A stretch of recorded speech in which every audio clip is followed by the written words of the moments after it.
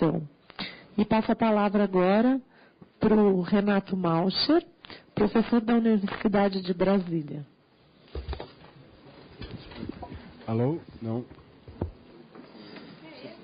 Alô? Alô? Alô?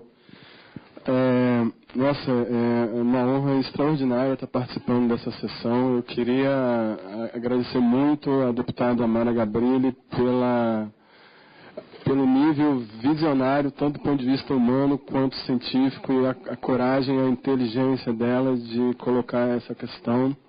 E agradecer muito por ter me convidado, elogiar muito a escolha dos convidados. Eu fiquei realmente maravilhado, assim, já tinha me maravilhado muitas vezes com o professor Carlino, vou falar um pouco mais sobre ele depois, com o casal, né, Catiele e Norberto, e com a Anne também. Agora, eu fiquei muito impressionado com a apresentação do Dr. Ivo Bucareste. Mostra que os nossos esforços estão encontrando ressonância. E por ter sido contemplado em muitos aspectos, inclusive, acho que já é a 4ª ou 5ª vez que eu venho no Congresso e no Senado falar sobre isso, então, vários outros aspectos eu já falei, está gravado. Eu quero focalizar muito especificamente na questão do canabidiol em relação à epilepsia e ao autismo. Eu acabei de publicar um artigo, uma revisão científica, numa revista, uma edição especial da Revista de Biologia da USP, da qual eu, juntamente com o neurocientista Fabrício Pamplona, somos editores convidados, e eu aproveitei essa oportunidade singular para fazer uma revisão muito extensa. São 207 artigos científicos que eu usei para verificar em mais profundidade a relação do sistema endocannabinoide, que é o sistema sobre o qual o canabidiol atua, sobre a causa da epilepsia e a relação disso com o autismo. E a conclusão, né, as conclusões dessa revisão são de que há uma correlação muito profunda do ponto de vista etiológico entre o excesso de ativação neuronal que ocorre na epilepsia e o autismo, e que, em muitos casos, a causa é um problema no sistema endocannabinoide, sendo que um dos principais efeitos do canabidiol é justamente causar o acúmulo de um endocannabinoide chamado anandamida. Então, eu pontuei, eu fui convidado para uma reunião na Anvisa, no CONAD, que eu não pude ir, então eu vou aproveitar, já que eu fui contemplado, vou aproveitar e pontuar algumas medidas muito objetivas que eu tinha proposto lá. Em vez de ser redundante aqui, eu vou então ler isso, baseadas nesse meu artigo. Eu vou ler antes o resumo do artigo. E uma coisa muito interessante é que essa atitude dos pais de tomarem para si o direito fundamental de cuidar da saúde dos filhos e fazê-lo indo atrás de informação científica que dá disponível para todo mundo, entendeu? Não adianta mais ficar tentando dissuadir as pessoas dizendo que isso é conversa fiada de maconheiro, porque está tudo no YouTube, está tudo na internet, entendeu? Então, assim, o fato é que esses pais tiveram atitudes heróicas, épicas, é um movimento épico, e que nos ajudou, inclusive, a chegar nessas conclusões do meu artigo, da importância do sistema endocannabinoide, tanto para o autismo quanto para a epilepsia, e dessa janela de oportunidade de tratar sintomas severos do autismo com o canabidiol. Eu vou ler o resumo aqui e depois vou seguir para essas minhas sugestões e comentários que eu tinha bolado para uma reunião do CONAD, mas como eu fui contemplado, inclusive, elogiei muito o senhor aqui, sua apresentação foi excelente. Gostaria de ver mais disso, inclusive até em congressos científicos, é muito bom ver isso partindo da Anvisa. Então, vou ler o resumo, depois vou ler minhas sugestões. Desde 1843, que as propriedades anticonvulsivantes da cannabis são conhecidas pela ciência ocidental. Eu queria fazer um parênteses aqui. Eu encontrei um artigo que foi publicado em 1843 que descreve um caso idêntico ao caso da Anne Fisher. Idêntico. Uma criança que começou a ter convulsões com 40 anos e que estava para morrer 40 dias, e que estava para morrer e com extrato de cannabis índica, que é rica em canabidiol, a vida dela foi salva. 1843. E depois que esse artigo foi publicado, a cannabis índica virou o principal componente da indústria farmacêutica desde o final do século XIX até 1937. Vocês sabiam disso?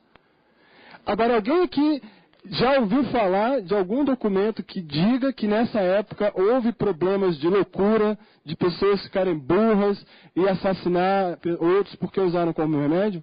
Não existe isso. Não existe. Veja bem, quantas pessoas sofreram, quantas crianças morreram, uma morte sofrida nos braços dos seus pais por causa da proibição do uso medicinal da maconha. Desculpa.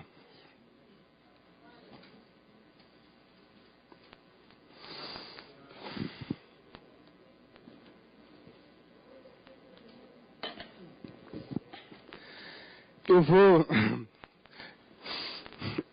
voltar para a leitura que fica mais fácil.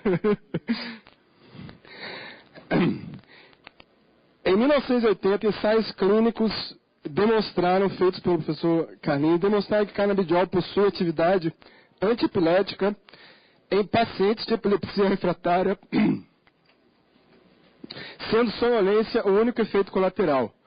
O embargo imposto pela proibição do uso medicinal da cannabis, no entanto, prejudicou imensamente o desenvolvimento científico e a exploração dessas propriedades.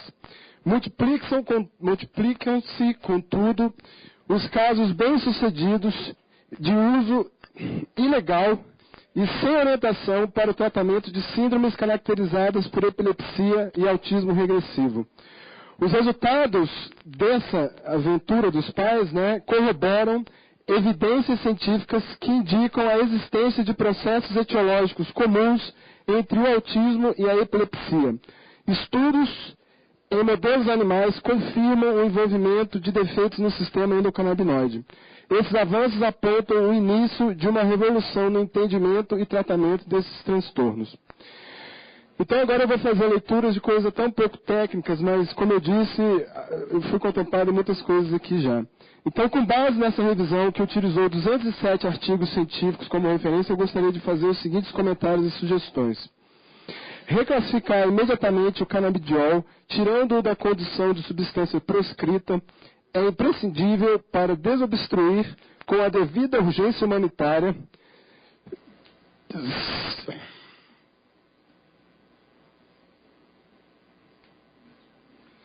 seu uso e as pesquisas necessárias para preencher todos os requisitos e protocolos médicos científicos que, porventura, ainda se façam necessários para que se tire de forma mais consistente o melhor e mais abrangente uso desse poderoso remédio. Sobretudo, eu vou me referir ao caso de epilepsia refratária e sintomas do autismo. Existem evidências científicas sobre a eficácia e segurança do canabidiol para as condições mencionadas. Porém, existem lacunas protocolares médico-científicas que precisam ser preenchidas o mais rápido possível, sem que isso implique em entendimento para o uso imediato. Essas lacunas dizem respeito, sobretudo, à obtenção de dados mais numerosos e detalhados sobre posologia, janela terapêutica, biodisponibilidade e possíveis efeitos adversos em brasileiros, tanto do canabidiol in natura, purificado, quanto de suas formulações presentes em óleos fitoterápicos, os quais, como foi dito aqui, já estão sendo liberados caso a caso pela Anvisa. Urge, portanto, que o Ministério da Saúde se comprometa em apoiar, do ponto de vista financeiro, do ponto de vista institucional, do ponto de vista logístico, pesquisas que preencham essas lacunas o mais rápido possível. Não só para o autismo e para a epilepsia, não só para o canabidiol, mas também para o THC e todos os outros 60 componentes da maconha, porque isso é uma espécie, entendeu, de uma bomba atômica do bem. As pessoas tinham que estar chocadas positivamente com isso que a gente está descobrindo. Descobrindo não, com isso que a gente está recontando para as pessoas. Certo? Baseado nos fatos notórios conhecidos pela própria Anvisa em relação aos casos brasileiros e por meio dos relatos científicos publicados recentemente sobre casos no âmbito internacional, sugiro que se estabeleça um teto máximo de conteúdo de THC nos óleos fitoterápicos ricos em canabidiol, para que esses sejam considerados pela Anvisa dentro de uma categoria especial de fitoterápicos, com as ressalvas específicas que porventura se apliquem para que seja facilitado, portanto, o seu uso. Como referência, podemos usar os próprios óleos que já estão sendo usados no Brasil por dezenas de pacientes contemplados com autorização da Anvisa. Estudos em casos referentes aos usos desses óleos por crianças com síndromes encefalopáticas caracterizadas por epilepsia severa e autismo regressivo foram publicados em junho deste ano na revista científica especializada em epilepsia. Tais estudos foram revisados no meu artigo supramencionado, trazendo informações sobre as doses efetivas de CBD, pelo menos para esses casos até o momento, e sobre doses máximas de THC atingidas com o uso desses óleos, sem que tal uso tenha resultado em efeitos psicotrópicos, psicotomiméticos ou em qualquer prejuízo em períodos que chegam a 20 meses de uso. Isso foi, inclusive, indiretamente comentado pelo Dr. Ivo. As doses máximas de THC, conforme esses relatos, variaram entre 0 e 0,8 miligramas nesses óleos, miligramas por quilograma de peso por dia. Certamente, para adultos, esse valor é completamente, seguramente seguro, não tem por que ter nenhum problema em usar isso para adultos. Em relação à criança, a gente tem que levar em consideração a relação custo-benefício e o fato de que, enquanto elas estão usando, porque os efeitos adversos de curto prazo são muito irrisórios, e a gente pode avançar com pesquisas para ter mais segurança. Mas, enfim, é bom saber que não existe para longo prazo conhecimento dos efeitos, né, para anos de uso, nem do THC, nem do canabidiol natural, nem do canabidiol sintético, para nada disso, certo? Mas a gente tem essa referência, esses valores de referência. Inclusive, existem artigos que mostram que doses puras de THC mais baixas, entre 0,04 e 1 miligrama por quilograma por dia, se mostram benéficas na redução de convulsões e sintomas relacionados ao autismo em crianças. Então, é aí um patamar que a gente pode usar para ter mais segurança de poder usar o canabidiol, mas de uma forma geral, para essas aplicações em crianças para epilepsia e autismo, é bom que a gente procure usar as formulações com o nível mais baixo possível de THC. Esses óleos que foram usados, até 20 meses, tem registro com uma quantidade máxima de 0,8 miligramas por quilograma por dia de THC, tiveram como único efeito colateral sonolência em 30% das crianças e fatiga em menos de 10% das crianças. Por outro lado, há de se ressalvar, conforme também falou o Dr. Ivo, que o canabidiol bloqueia os efeitos agudos indesejáveis do THC, especialmente quando em proporções bem maiores, como é o caso de muitos desses óleos. E isso se aplica aos efeitos agudos que, quando cronificados, podem eventualmente desencadear problemas em uma minoria, né, de pessoas suscetíveis. O professor, infelizmente, ele ainda não está presente aqui, mas o Dr. Alexandre Kripa falou no Fantástico que a presença de quantidades mínimas de THC nesses óleos aumenta em 400% a chance de problemas mentais no futuro. Eu sei que a intenção dele foi das melhores, inclusive compartilho aqui sobre, é importante que tenha o mínimo de canabidiol, de THC nesses óleos, mas o fato é que não existe nenhuma pesquisa sobre esses óleos nenhuma pesquisa epidemiológica. O que existe é pesquisa epidemiológica sobre o abuso de maconha. E o abuso de maconha é muito diferente do uso medicamentoso de um óleo que possui uma proporção 20 vezes maior de canabidiol. Se fosse para usar esses estudos epidemiológicos para dizer que aumenta a chance de doença mental, ele tinha que dizer isso tanto para o THC quanto para o canabidiol, porque a maconha que as pessoas fumaram nesses estudos tinha os dois. Certo? Então é importante deixar isso claro. A preocupação dele é legítima, como é a minha, mas a gente não tem que criar esse clima de alarme, né? Eu acho que enfim, ele estava no Fantástico, não tinha tempo de se explicar. Eu tenho certeza que se tivesse, ele teria feito essa ressalva. Eu estou fazendo aqui por ele, e inclusive parabenizando ele pelo trabalho extraordinário que tem feito.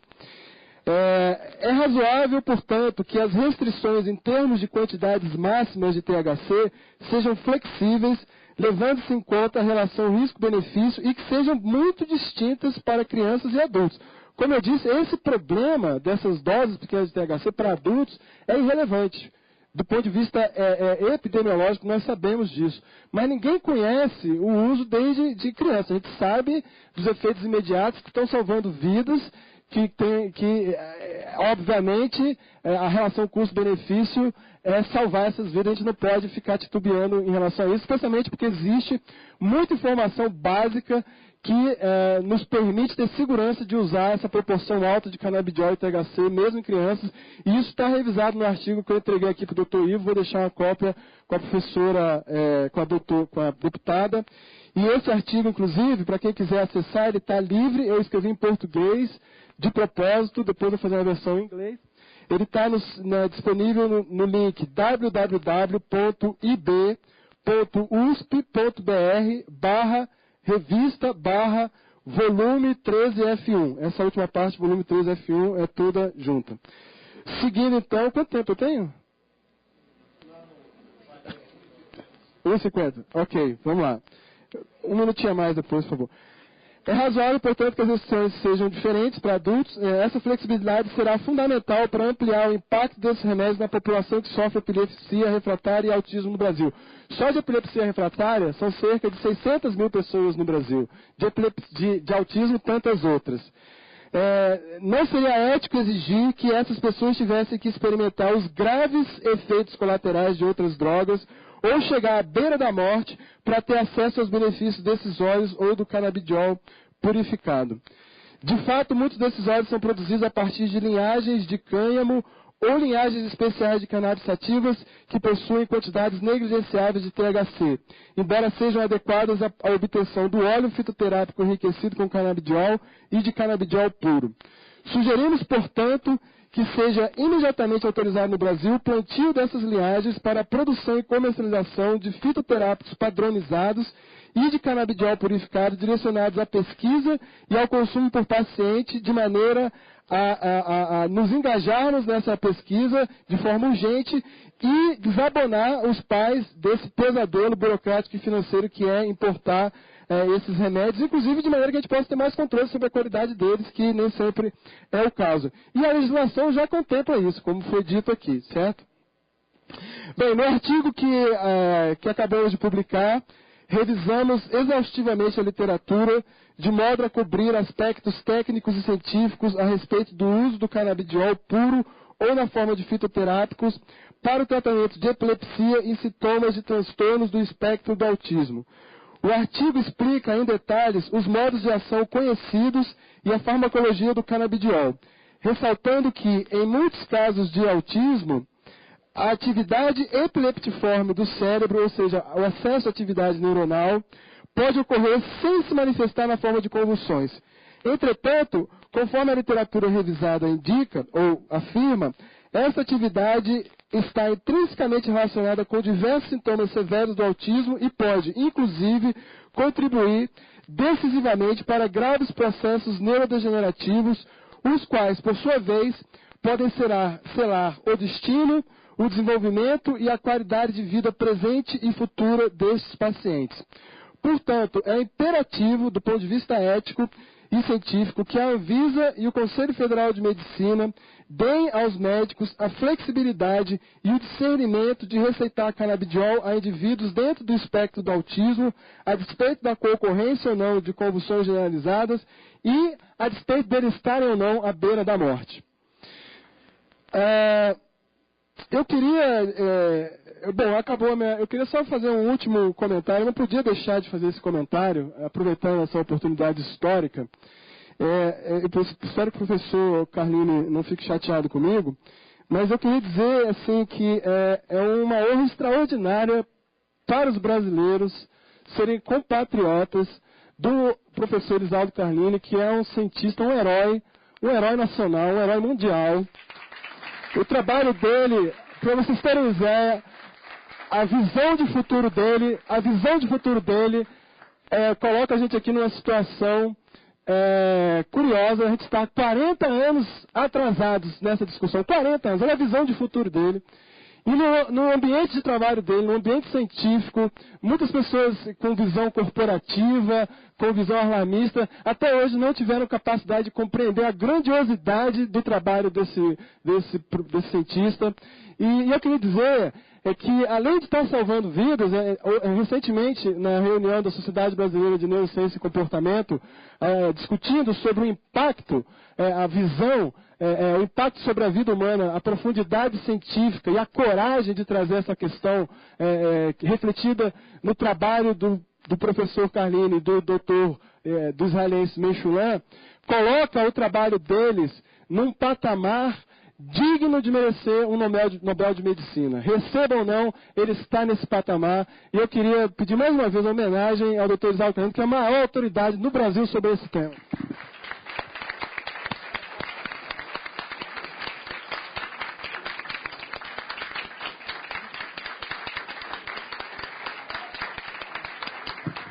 Está salvando vidas. O senhor está salvando vidas.